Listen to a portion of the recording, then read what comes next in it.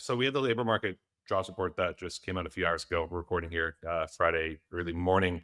Came in soft. Payrolls came in 73,000, consensus 110,000.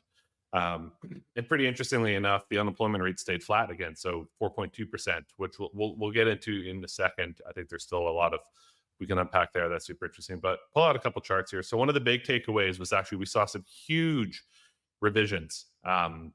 One of the biggest monthly revisions or 2 month revisions basically since COVID, which is really pretty wild. And if you just remember the last time that we discussed the last jobs report on the show here, we were looking at government payrolls and how the only reason it was so positive was government payrolls.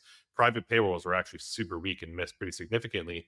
Mostly the upside surprise was in government payrolls. And what we see now is that those government payrolls is actually where most of the negative revisions came from. So really interesting to see that there's some pretty significant weaknesses coming up off board here. Obviously, the trend has been for a while of negative revisions, but to see it like this is just a pretty big downward revision, which is very interesting. Okay, so getting specific to the unemployment rate, this chart is just awesome from Parker Ross, really great economist. Definitely go follow him on Twitter if you're not already.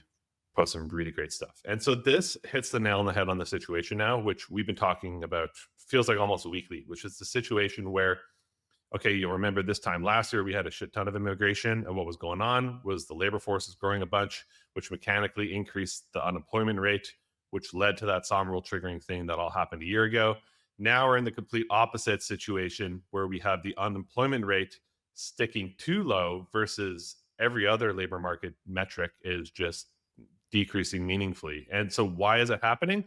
Because the labor force participation rate is decreasing because we've just seen this complete sudden stop in immigration. So this chart here is just super fascinating. It's showing what would be the unemployment rate if we held the labor force participation rate constant since April, and it would be a 4.9% right now versus the 4.2 that we just got today. So you can see this drilling down a little bit more here. You can just see that actual labor force participation rate, and it's just cratering. So this is pretty concerning that the only sort of good part of the labor report was this unemployment rate. But as we talked about, it's sending a lot of false signals right now. And it's really interesting. We'll get into in a sec too around the FOMC meeting. But you heard Powell talking a lot about how he's mostly focused on the unemployment rate, which is in this distinction between how it's supply and demand are kind of ratcheting down at the same time right now. So we have lowering demand for labor, but also the supply of labor decreasing. So that's why you have the unemployment rate flat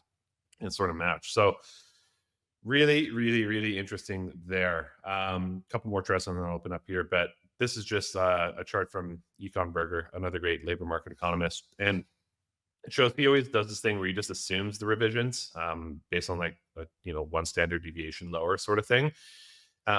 And you can really see this distinction between the orange line being the unemployment rate just remaining flat, while the actual payrolls data continues to creep lower. So overall, not a great report. I'll pull up one more here, which is just showing basically the foreign labor force. And you can just see this, what we just talked about this immigration dynamic just completely cratering. So we had the situation in 2022. Quinn's been all over this, talking about how they just unleashed immigration to get inflation lower. You can see that in the chart.